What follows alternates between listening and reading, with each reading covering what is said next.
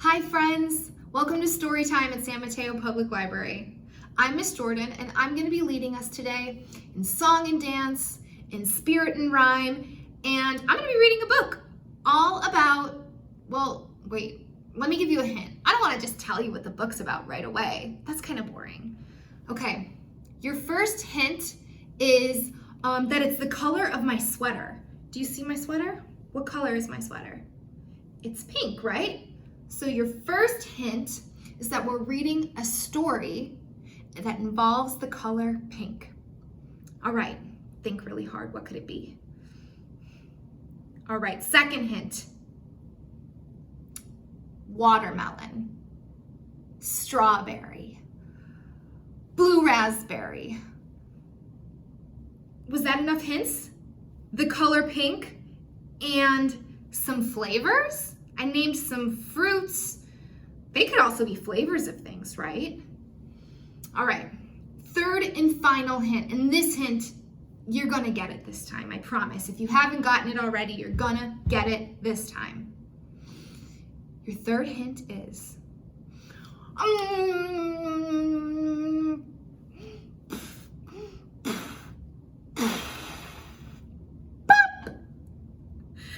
Did you get it? The third hint was kind of silly, but I really like acting things out. I think it's just more fun that way. So, what is this story about? We have our first hint, the color pink. Our second hint were three flavors: raspberry, oops, I didn't say raspberry, I said watermelon, strawberry, and blue raspberry. And then our third hint was,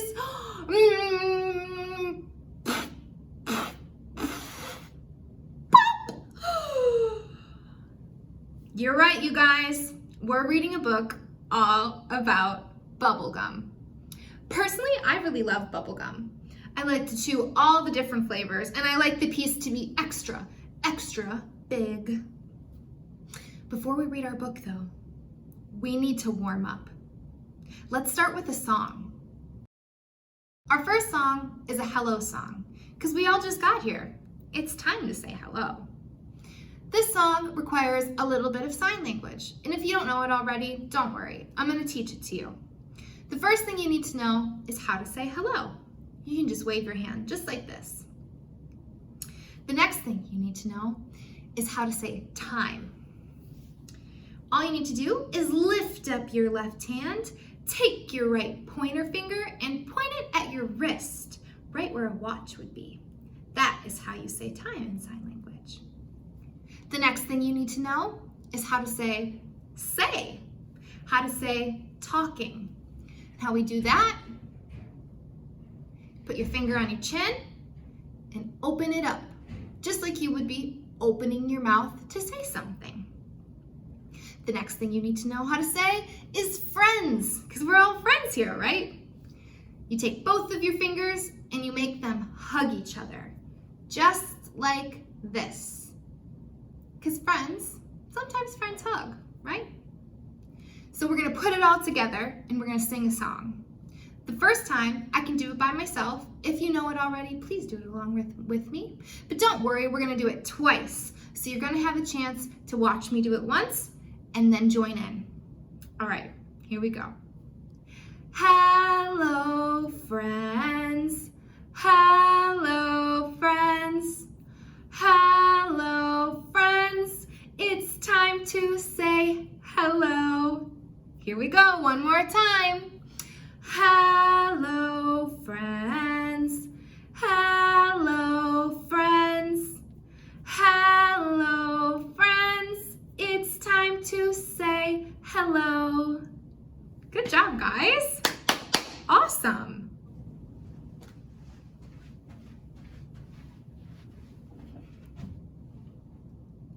Our first song is Hello, Friends. Our first song is a hello song, because we all just got here. It's time to say hello. This song requires a little bit of sign language, and if you don't know it already, don't worry. I'm going to teach it to you. The first thing you need to know is how to say hello. You can just wave your hand, just like this. The next thing you need to know is how to say time. All you need to do is lift up your left hand, take your right pointer finger and point it at your wrist, right where a watch would be. That is how you say time in sign language. The next thing you need to know is how to say, how to say talking. How we do that, put your finger on your chin and open it up, just like you would be opening your mouth to say something. The next thing you need to know how to say is friends, because we're all friends here, right? You take both of your fingers and you make them hug each other, just like this. Because sometimes friends hug, right? So we're gonna put it all together and we're gonna sing a song. The first time, I can do it by myself. If you know it already, please do it along with me. But don't worry, we're gonna do it twice. So you're gonna have a chance to watch me do it once and then join in. All right, here we go.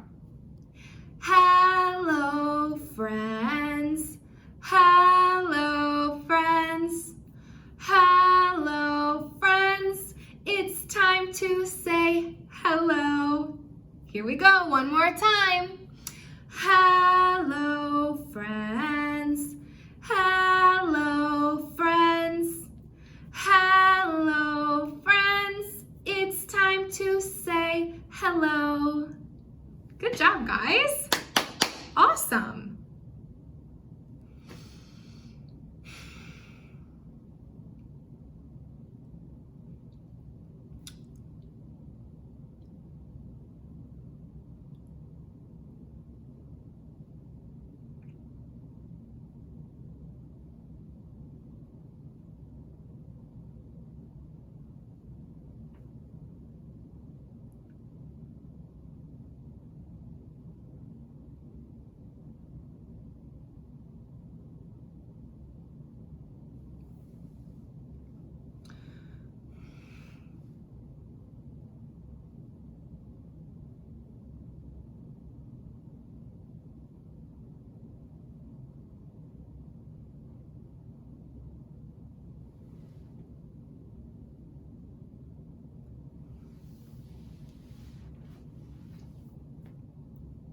Okay.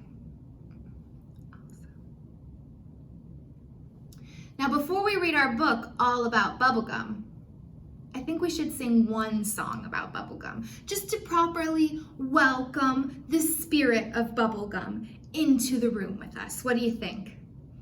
I think so. So the first thing you need to do is unwrap your invisible bubblegum. Ready? Unwrap it. Mine has a lot of wrapping paper on it, so I'm just gonna go ahead and make sure all the layers are off because I don't want any. Here we are with the most fantastic book on account of the gum. It was written and illustrated by Adam Rex. Can you see his name written at the bottom? You can always find the author and the illustrator's name on the book. Do you know what an author and an illustrator is? Well, the author writes the book, they write the words, and the illustrator draws all the pictures. For this book, the author and the illustrator, the person who wrote the words and the person who drew the pictures, they're the same person. That's a lot of work. It's pretty cool. So Adam Rex is our guy here, and we get to read this book thanks to the publisher, Chronicle Books. Thank you so much, Chronicle Books, for letting us read your book today. All right, let's get started. On account of the gum. That's the gum right there that you got in your hair. On account of the gum that you got in your hair, your dad said, "Sit still," and your sister said, "Duck," and you sat very still. What does it look like? Does it look like they're sitting still? I don't know. Still, the scissors, well, they got stuck in the gum that you got in your hair. Okay, we went on some websites and all of them swear if you want to get scissors and gum out of your hair, You take 2 sticks of butter and smear them along, and, oh gosh, I see. It appears that those websites, they were wrong. Look at that. Oh my God. Don't give me that look. Your aunt said she knew how to get the gum out from this tip in a book she was reading about, in the paper or something. She couldn't say where. The point is, that's why you have grass in your hair.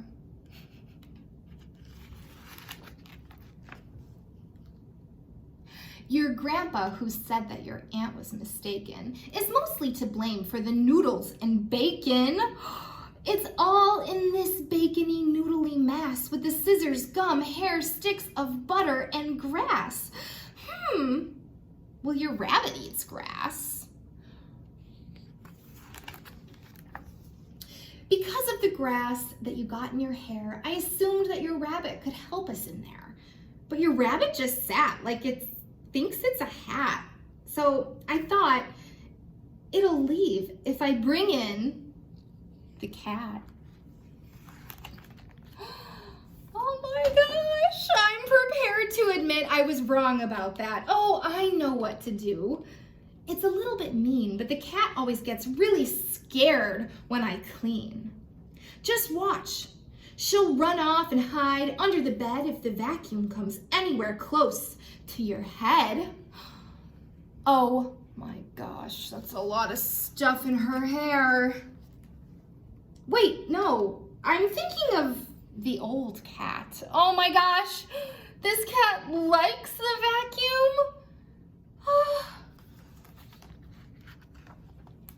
Your aunt just came back and she has a new take. It's cake. She thinks she can fix things with cake. Don't worry, we stopped her and showed her the door. I doubt she'll be coming around anymore. Though the cake that she made you wound up on the floor. That reminds me, happy birthday. All right, let's get serious. This is the plan. We blow the gum out with a powerful fan. Plus, every few seconds, we'll pop a balloon. And the guy with the bees, he said he'd get them here soon. And oh, I hear sirens. The firemen came. They complained when we called, but they came just the same. With their hoses and one of the dogs and a cop and a big pot of chili. They're ready to... Uh-oh. What is he doing with that chili? No way. No way. Stop! Get out. Please. There they go. What is she gonna do? Jeez. Rude. You guys, who was talking? Who was talking on those previous pages? Should we go back and look? Who was saying stop? Because I don't think it was the main character. I think it was the bubble gum. Look how big it got so upset. Get out, please. At least it has manners. And then it just said, geez. It popped right off and walked away.